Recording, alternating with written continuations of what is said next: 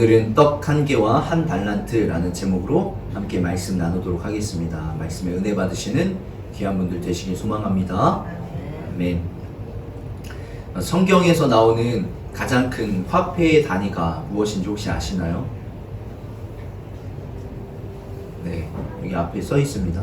네, 달란트입니다. 달란트. 화폐의 단위 중에서 가장 큰 게 달란트입니다. 달란트.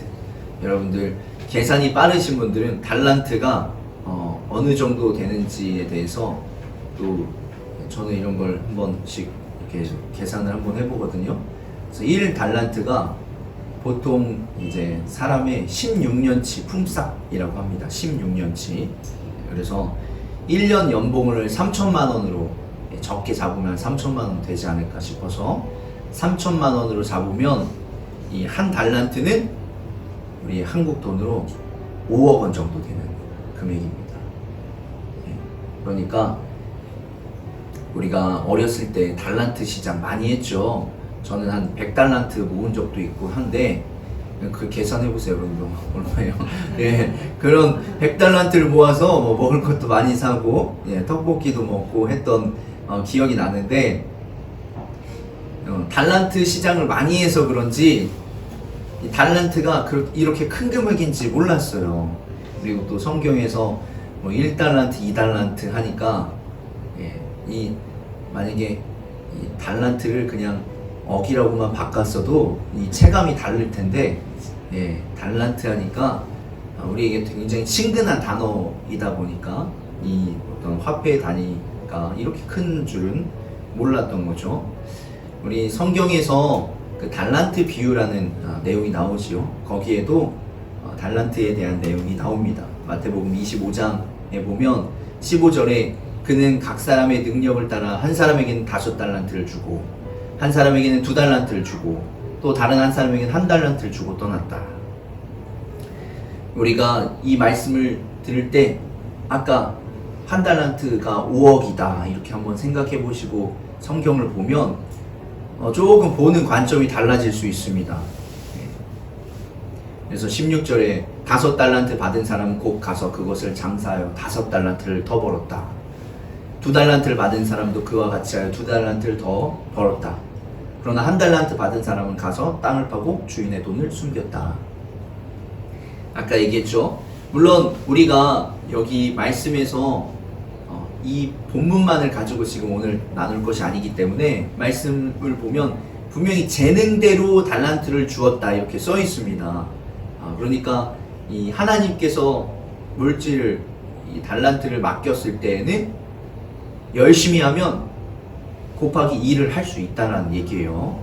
그런데 이제 그 얘기를 떠나서 한 달란트 있던 사람도 장사를 하면 분명히 1달란트를 남길 수 있었다라고 보면 됩니다. 근데 다른 부분을 우리가 생각을 해봤으면 좋겠어요. 아까 그 1달란트가 5억이다 이렇게 생각하면 사람마다 이 느끼는 게 다를 거 아니에요. 아무리 이제 내 돈이 아니라고 해도 5억 원을 여러분들이 받았다고 생각해 보세요. 그럼 부담이 안 되겠습니까? 부담이 되지요. 그러니까 1달란트가 작은 돈이면 실패하면 뭐 잃어버릴 수도 있고 없어질 수도 있고 하면 아예 뭐 내가 채워도 되지 뭐 이렇게 하면서 할 수 있는데 5억 원은 누가 채웁니까? 그런 거에 대한 이 부담이 되는 것이에요. 1달란트 받은 사람은. 그래서 잃어버리기도 싫고 어쩌면 장사에서 실패하면 성경에 이제 두렵다 이런 내용이 나오는데 이 두려움과 무서움이 있기 때문에 그냥 땅에다 심어놓은 것은 아닐까 이런 생각을 해봅니다. 아예 이건 내 돈이 아니다 하면서 그냥 신경을 안 쓰려고 했던 거죠. 그러면 이제 땅에 또 묻어둘 수도 있었겠다라는 생각이 듭니다. 그래서 이 내용을 좀 넘어가자면 그렇게 해서 주인이 이제 이 종들에게 이야기를 합니다. 뭐라고 하죠? 2달란트 받은 종에게도 똑같은 이야기를 하고 5달란트 받은 종에게도 똑같이 이야기를 합니다. 둘 다 잘했다는 거예요. 잘했다. 착하고 신실한 종아, 내가 적은 일에 신실하였으니 이제 내가 많은 일을 내게 맡기겠다. 와서 주인과 함께 기쁨을 누려라. 아까 얘기했죠? 5억 원이 작은 돈입니다. 여기 작은 일에 작은 일에 충성했다 이렇게 얘기를 합니다. 그러니까 우리가 생각하는 하나님의 사이즈와 우리의 사이즈는 다르다는 거예요. 예, 5달란트가 한 달란트가 5억 원인데 5달란트면 몇 억이에요? 25억인데 25억을 또 남긴 50억 되는 사람에게 작은 일에 충성했다고 이야기를 하는 하나님의 사이즈를 우리가 생각을 해봐야 됩니다. 예. 이것을 여러분들이 오늘 말씀에서도 또 기억하면서 들으면 좋아요. 그래서 이 달란트 비유에서 중요한 초점이 맞춰지는 것은 결국 한 달란트 받은 사람이죠. 한 달란트 받은 사람. 그러나 한 달란트 받은 사람은 다가와서 말했다. 주인님, 나는 주인이 굳은 분이시라 심지 않은 데서 거두시고 뿌리지 않은 데서 모으시는 줄로 알고 무서워하여 물러가서 그 달란트를 땅에 심어 두었습니다. 보십시오. 여기 그 돈이 있으니 받으십시오. 이 얘기를 보면 이 한 달란트 받는 사람은 주인을 굉장히 정말 지독하고 악독한 사람으로 보고 있는 거예요.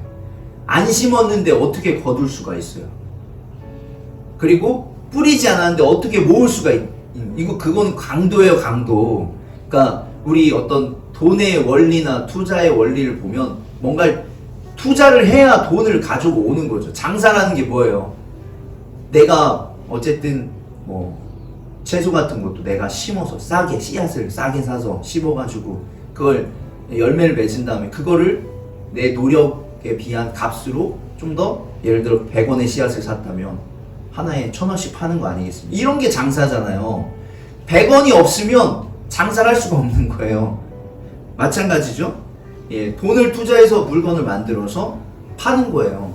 비싸게 파는 거죠. 그러니까 그 중간 금액을 버는 것이 이게 일반적인 장사의 원리인데 아무것도 없이 돈을 계속 받을 수 있는 그게 뭐가 있겠습니까? 그게 이제 뭐 거의 강도라고 도둑이라고 볼 수 있다라는 거죠. 근데 그만큼 주인은 이렇게 생각했다는 거예요. 이 사람은 돈에 굉장히 민감한 사람이다. 이렇게 생각했기 때문에 돈을 잃으면 내가 큰일 날 수도 있다. 이렇게 생각한 거죠. 그래서 무섭고 두려운 마음에 땅을 묻어둔 거죠. 한마디로 얘기하면 주인의 돈은 건드리지 말자. 건드리면 큰일 난다. 이렇게 생각을 한 거죠. 그런데 주인이 뭐라고 얘기해요? 악하고 게으른 종아, 너는 내가 심지 않은 데서 거두고 뿌리지 않은 데서 모으는 줄 알았다. 그렇다면 뭐라고 하는 거죠? 이자라도 받아야지. 너 날 그렇게까지 생각했으면 이자라도 받아야 될 거 아니냐? 이렇게 혼내는 거예요. 결국은 이제 악하고 게으른 종이 되었고 아무것도 하지 않았기 때문에 악하고 게으른 종이 되었고 또 나중에는 성경에 보면 내쫓김을 당하게 되었다 이렇게 이야기를 하죠. 근데 우리는 이 또 본문을 물질적으로만 접근하는 게 아니라 어떤 나의 재능, 내 은사 이런 차원으로도 우리가 달란트를 생각하기도 하죠. 그러니까 하나님께서 나에게 주신 것들이라고 이해하며 해석하기도 합니다. 하나님께서 여러분에게 어떤 달란트를 주셨고 어떤 은사를 주셨냐는 거예요. 다 각자마다 다 다르고 각자마다에게 준 크기도 다릅니다. 우리가 뭐 그릇이라고도 할 수 있겠지만 다 다르다는 거예요. 그런데 우리가 나이를 한 살 한 살 먹어가면서 제가 우스갯소리로 이제 나이가 40이 되니까 인생이 반이 남은 것 같습니다. 이런 얘기 생각을 한번 해본 적이 있는데 네. 우리가 살아가면서 한 살 한 살 나이를 먹으면서 느끼는 것이 자신의 한계예요, 한계. 우리는 시간이란 한계 속에 살아가면서 그 시간 내에 내가 할 수 있는 것들이 있고 할 수 없는 것들이 있다. 점점 이제 선택을 해야 되는 상황들이 오는 거죠. 마찬가지로 신체의 한계도 마찬가지입니다. 또한 질병의 한계도 마찬가지죠. 물질의 한계도 마찬가지예요. 이제 한계가 보인다는 거예요. 우리가 지금 하고 있는 일들을 보면 우리가 앞으로 얼마나 더 벌 수 있을지 어떻게 앞으로 살아갈 수 있을지 대충은 이제 눈에 보인다는 거죠. 좀 살아와 보니까 물론 달라질 수도 있겠죠. 재능이나 물려받은 재산들이 많은 사람들은 또 달라질 수 있겠지만 우리가 오늘은 또 그런데 오늘은 제가 제일 연소자네요. 예. 나이가 40이 넘어가면 어떤 생각이 들죠? 자신이 할 수 있는 것의 끝이 보인다는 거예요. 내가 요 정도밖에 못 하겠구나. 어느 정도는 확실하진 않지만 어느 정도는 보인다는 거예요. 때로는 내가 이 정도밖에 안 되나, 내가 이것밖에 안 되나, 이런 생각도 또 들면 안 되지만 이런 생각이 또 들 때도 있을 것입니다. 하나님을 믿는 사람으로서 하나님께 물어보고 싶은 또 것들도 많이 있는 거죠. 나도 좀 저 사람처럼 재능이 많고 싶은데, 나도 좀 저 사람처럼 좀 더 많이 갖고 싶은데 그렇지 못하다. 하나님 왜 저에게는 이렇게 저에게는 왜 이런 달란트를 이 정도밖에 주지 않으셨어요? 이렇게 하나님께 질문할 수 있다는 거예요. 우리가 우리를 보며 나는 한 달란트밖에 없나? 아니면 반 달란트밖에 없나? 이렇게 생각이 들 수 있다는 거죠. 그런데 우리가 좌절하거나 주저앉거나 포기하고 살아간다면 그것은 성경에 나오는 한 달란트 받은 종밖에 되지 않는다는 거예요. 하나님께서는 그 종에게 뭐라고 말씀하셨어요? 악하고 게으른 종이라고 말씀하셨다는 거예요. 우리가 오히려 주인을 오해하고 있어요. 주인의 크기는 굉장히 크고 그리고 또 위대한데 우리는 그 달란트를 오히려 활용하지 못하고 묻어두고 있진 않는지를 돌아볼 필요가 있다라는 거예요. 그래서 우리가 오늘 우리에게 3가지가 필요한데 간단하게 먼저 2가지를 살펴보도록 하겠습니다. 그래서 우리에게 있는 달란트를 잘 활용하고자 한다면 이 2가지가 필요합니다. 첫 번째는 다른 사람과 비교하지 않는 것입니다. 같이 한번 따라해볼까요? 비교하지 맙시다. 비교하지 맙시다. 이 2달란트 받은 사람을 이제 좀 살펴볼 건데, 2달란트 받은 사람이 만약에 5달란트 받은 사람 바라봤다면 열심히 장사할 수 있었을까요?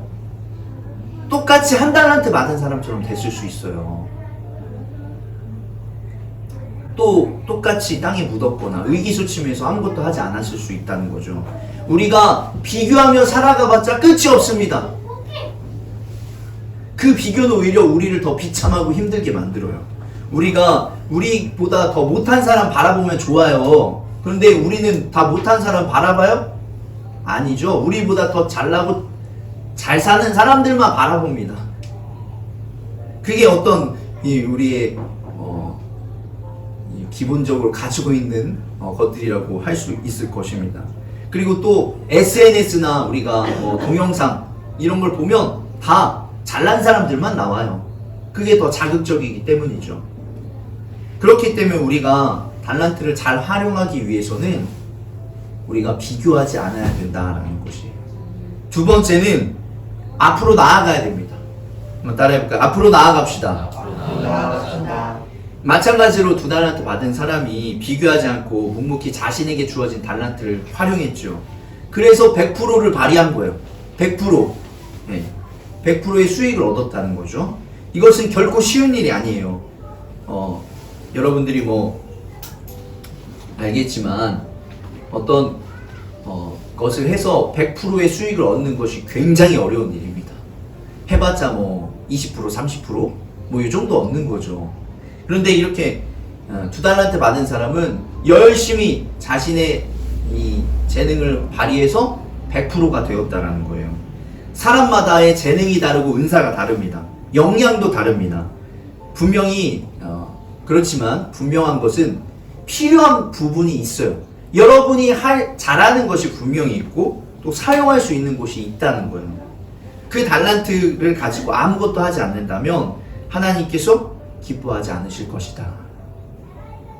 우리 한국 사람들은 경쟁사회 속에서 살아왔습니다. 그래서 경쟁과 승리, 또 비교, 이것이 우리에게 어쩌면 당연한 것으로 여겨질 수 있습니다. 그러나 하나님께서는 우리에게 다른 사람과 비교하지 말고 너의 길을 가라. 앞으로 나아가라. 이 말씀을 하고 계신다라는 거예요. 하나님의 나라를 바라보며 하나님이 결산할 때를 바라보며 우리는 우리의 길을 계속 걸어가야 될 줄로 믿습니다. 그렇게 되면 우리가 1달란트든 2달란트든 아니면 반달란트든 우리에게 주신 그 달란트를 잘 활용해서 배가 되는 기쁨을 누릴 수 있게 될 줄로 믿습니다. 그런데 여기에서 마지막으로 한 가지죠. 가장 중요한 것이 빠져 있습니다. 제가 정리해서 말씀드리자면 우리는 비교하지 말고 앞으로 나아가야 되는데 가장 중요한 것은 그 길이 하나님의 길이어야 된다는 거예요. 방향성이라는 거, 방향성. 중요한 것은 하나님께서 원하시고 바라시는 그 방향으로 가야 된다. 그 방향성을 이야기하는 것이에요. 근데 그 방향성에서 우리가 방향을 못 찾을 때가 있어요. 어느 방향이 맞는 것인지. 그럴 때 우리가 어떻게 하면 되냐?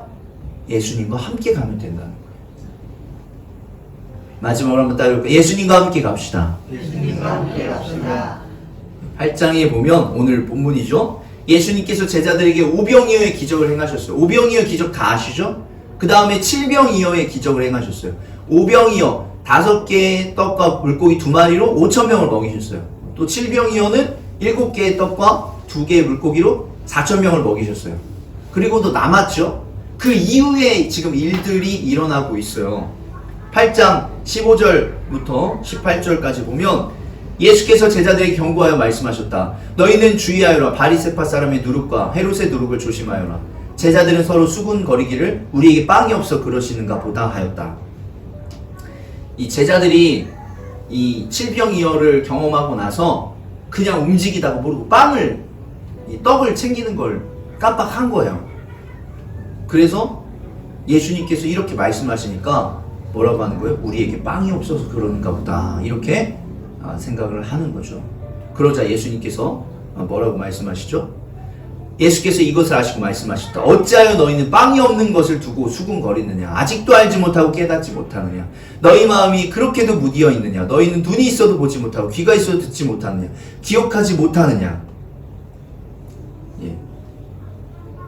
예수님께서는 지금 떡이 있고 없고를 말씀하시는 것이 아니라 떡과 비슷한 이 누룩을 가지고 말씀을 하시는 거죠. 한마디로 얘기하면 우리가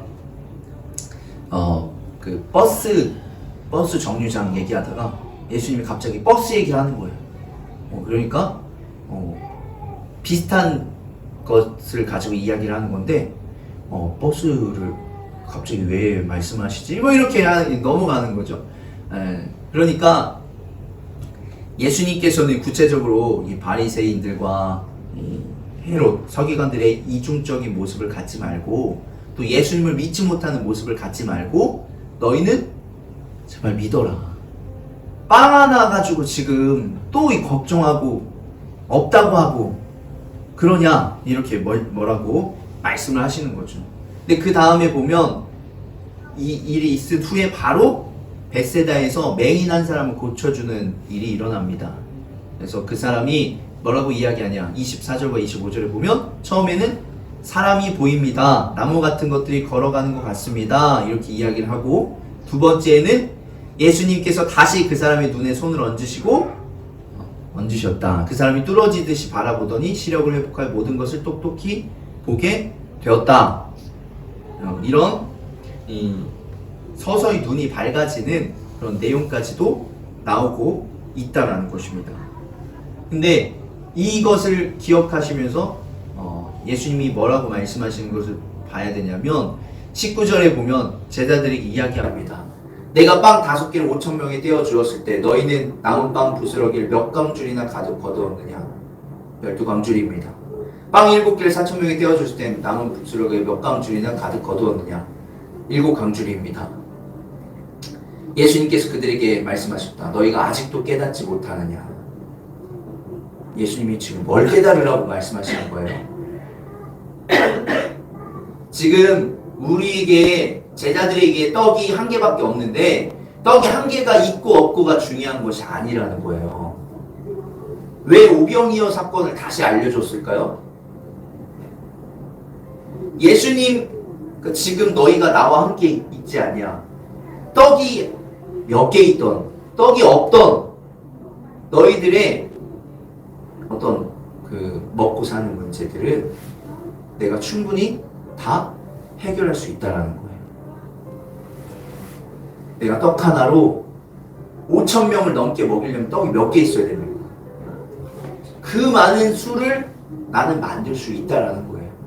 아까 처음에 달란트 비유에서 얘기했죠? 50억도 작은 돈입니다. 예수님의 손에, 하나님의 손에 있으면 그것은 굉장히 작은 거예요. 그런데 우리는 떡 하나 가지고, 그리고 우리에게 있는 그 달란트 하나 가지고 걱정하고 근심하며 살아간다라는 거예요. 중요한 것은 무엇이라는 거예요? 지금 예수님이 나와 함께 하고 있냐, 하고 있지 않냐. 내가 예수님을 바라보며 예수님과 함께 하고 있냐, 함께 살아가고 있냐, 이게 더 중요하다라는 거예요. 우리가 아무리 달란트 비유에서 재능대로 열심히 하니까 몇 배가 남아요? 2배가 남아요. 오병이어 몇 배가 남은 거예요? 알 수가 없어요. 칠병이어도 마찬가지예요. 이해가 되시나요? 우리의 힘과 능력으로 최선을 다해 살아가봤자 2배밖에 안 된다는 거예요. 근데 하나님께서 나에게 주신 것, 하나님께서 우리에게 주신 것 최대로 발휘해야 2배인데, 예수님과 함께 할 때, 예수님께서 우리의 삶을 주관하시고 우리가 예수님을 바라볼 때, 우리에게 있는 떡 1달란트, 떡 1개, 우리에게 있는 1달란트, 그것은 정말 얼마나 크게 역사하실지 우리가 알 수 없다라는 거예요. 우리가 흔히 생각하죠. 1 더하기 1은 몇이죠? 2죠? 예. 나에게 있는 것, 내 재능 2개 합쳐봤자 2밖에 안 됩니다. 근데 나에게 있는 것 플러스 예수님의 1이 더하면 어떻게 돼요? 예, 무한대가 되는 거예요. 우리에게 필요한 것은 무엇이냐면 우리가 예수님을 바라보고 함께하는 인생을 살아가는 것이 중요한 것입니다. 땅의 것을 바라보기보다 하늘의 것을 바라보며 사는 것이 중요하고, 우리의 시선을 하나님께 두는 것이 중요하다라는 것입니다. 아까 얘기했죠? 눈이, 이 맹인이 시력이 한 번에 떠지지가 않아요. 점차 떠져요. 이것을 지금 오늘 말씀과 연결지어 보자면 우리의 믿음은 어떻게 되는 거예요? 서서히 성장하는 거예요. 서서히. 맹인이 처음에 신앙적인 눈을 뜰 때 완전하게 보이지 않다가 점점 완전하게 보인다는 거예요. 믿음의 눈도 마찬가지입니다. 신앙생활하며 점점 밝아지는 거예요. 내가 하나님께 일을 맡겼더니 하나님께서 상을 주시네. 내가 또 3을 맡겼더니 하나님께서 10을 주시네. 15를 주시네. 이런 것을 경험해야 하나님께 더 맡길 수 있는 것들이 우리가 된다는 거예요. 그래야 우리가 점점 믿음의 눈이 밝아져서 하나님이 역사하시는 것이 보인다라는 거죠. 말씀을 마무리합니다. 우리가 비교하지 마시고 앞으로 나아갈 수 있는 분들이 되시길 소망합니다. 그러면서 우리는 어떻게 가야 돼요? 하나님의 길을 가야 돼요. 누구와 함께? 예수님과 함께. 그래서 그 길이 정말 우리가 상상할 수 없는, 아까 얘기했죠? 우리가 우리의 삶을 생각해보면 다 보여요. 어느 정도 될지. 근데 예수님과 함께 할 때 우리의 삶은 그려볼 수가 없는 거예요. 크고 놀라운 일이 펼쳐질 줄로 믿습니다. 아멘. 오병이어의 기적이, 칠병이어의 기적이 우리에게 주어진다는 거예요. 우리의 믿음의 눈이 점점 떠지길 소망합니다. 아멘. 그리하여 하나님께 행하시는 일들을 바라볼 수 있게 되기를 주의 이름으로 축복합니다. 아멘. 아멘. 우리 오늘